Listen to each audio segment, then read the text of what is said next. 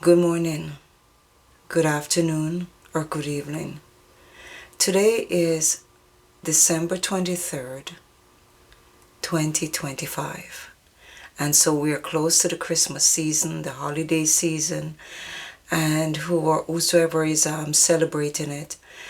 Hopefully you're not stressed or not worried. And I'm just going to touch on an area in the manual, which is the Bible. I call the Bible our manual. That where the Lord let us know not to worry. And I'm just going to read it and just recap some of the things that I know for myself, that when I reflect, I realize where I was. And I thank God for helping me through those times, that when I reset, He take me forward. And so I'm touching on Matthew 6:25. And He said, do not worry. That's what it titled, do not worry. He said, therefore I tell you, do not worry about your life, what you will eat or drink, or about your body, what you will wear. And I'm just going to touch on that area of just a little. Do not worry about our life or what we will eat or what we'll wear. And just a little incident of a little thing that happened to me when I was going through my divorce. And I remember my daughter, my eldest daughter, she was to start school in September. And I didn't have any funds much to buy things based on where we are in life. And I remember buying her shoe, a running shoe. I needed one. And mine had a hole in it. And for months, what I did was I would cut out a piece of cardboard and put in the bottom of my shoe and wear my running shoe, that my daughter could be able to go to school. And she was in high school at the time. And I remember another incident, and this is with my second daughter. And they had something at their school that they're asking the children to bring something in, dry goods or canned food that they could give to some families. And at the time, there was not much things in our cupboard. And I remember opening the kitchen cupboard, and we had 2 boxes of macaroni and cheese. And I said to her, I can give you one and you can take one, and we'll keep the other. And so she took one. See, when we give from the heart, that is where God bless us. Because the giving was, I'm thinking, okay, she can take one and we'll keep one. And when she took that one to school, I remember I had a client, and the client she was not booked that day. And she lived in another city, and she drove over and she brought me, which I wasn't aware of that she was going to do. She brought a box with groceries, turkey. She brought all the trimmings. She brought a bag of potatoes. She bring all these things that we did not know that was coming. And that go back to what the Lord said, not to worry about what we eat. And He gave an explanation of that area. And He said,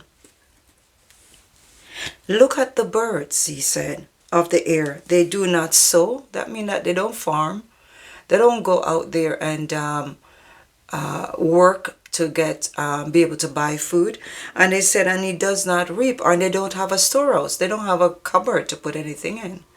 And He said, and yet your heavenly Father feeds them. Think about that. Think of the birds. They don't have to farm. They don't have a barn to put it in a storehouse. But they're taken care of. And then He said to us, and yet your heavenly Father feed them. Are you not much more valuable than they? Yes, we are. We're more valuable to Him than the birds. Who of you, by worrying, can add a single hour to his life? Who are we to worry right? Can we add a single hour to our life? And that's why I always stress on time. Time which He blesses us with.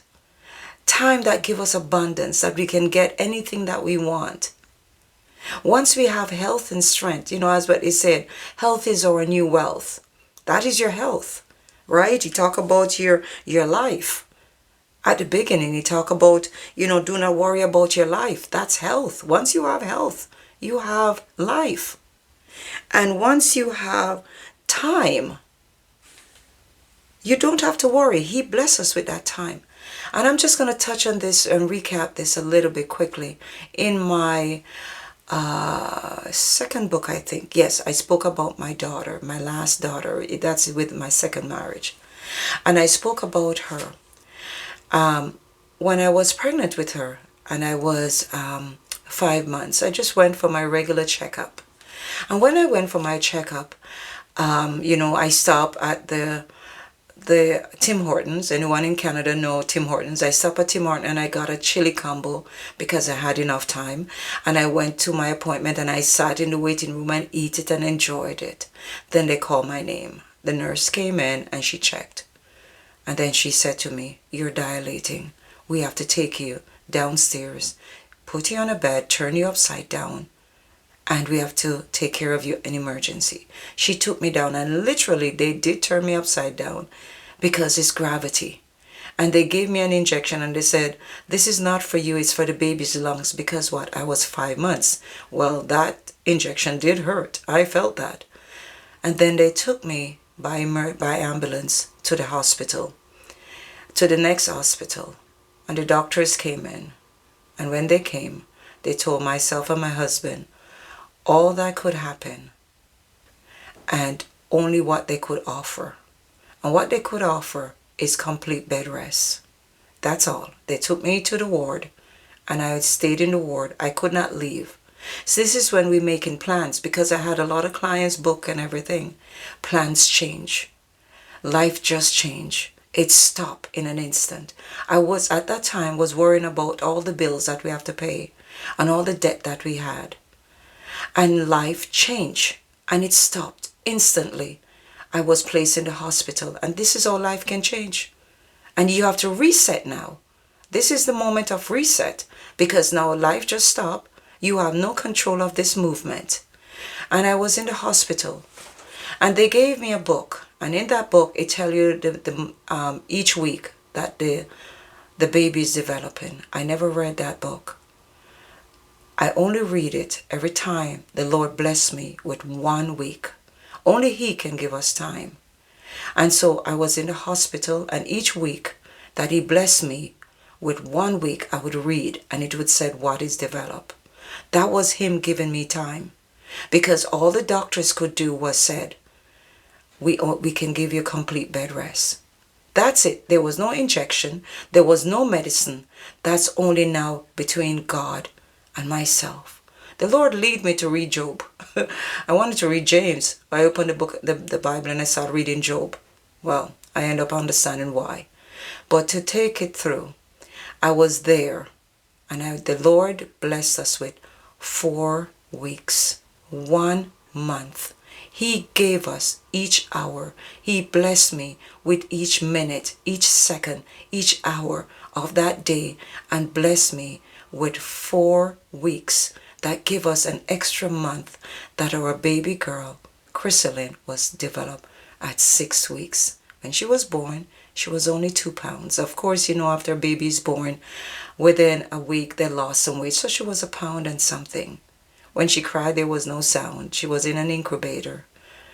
And she was there for 3 months. But God did that. He gave us that time. So I say all that to say this. Don't worry, because He will take care of you. Wherever you are in this season, wherever you are in life, whatever you're going through, He, if you trust Him, the word is trust, not human trust. This is a deep level of trust. The only way I can put it in a human form is this. When my kids were small, they would stand at the top of the step and they would jump. And they knew that I would catch them. That is trust. As an adult, I don't think I would be able to stand. I would stand on top of a step and jump into anyone's arms. That's a level of trust, right? Will they catch me? Well, I'm an adult, so I don't know if they will catch me. But the whole point is this, is that that's the trust that he wants us to have in him, to leave it in his hand, to believe in him, and he will take care of you. And that's why I always stress about time, the value of time. He gave it to you each second, give it to us each second. So stay present. Be kind, be compassionate, be kind to yourself, and don't worry, because he will take care of you as how we take care of the birds. Whatever you have, when I would say to people, Merry Christmas, are you ready? They would say, yeah, I'm not, but I don't finish shopping. I'm not talking about shopping. As long as you have a roof over your head, that's a blessing. As long as you have food to eat, that is a blessing. It's not about a feast. It's about having food and be grateful. So we're in the season to give thanks and be grateful and thank God for Jesus Christ, who born, and that is the spirit of Christmas. It's the season that we're in. It's his spirit that we're now celebrating the birth of Christ, that he came on this earth, God gave him to us, that he can give us everlasting life. So have a blessed day, stay present, enjoy each second, each moment of the day, and don't forget to breathe. Have a blessed day today. If I might put something up coming into the Christmas season, I might not, but stay tuned. And I do have a podcast that I did that will be up soon, and it's with a lady that have a passion for kids and the book that she wrote and illustrate by her daughter.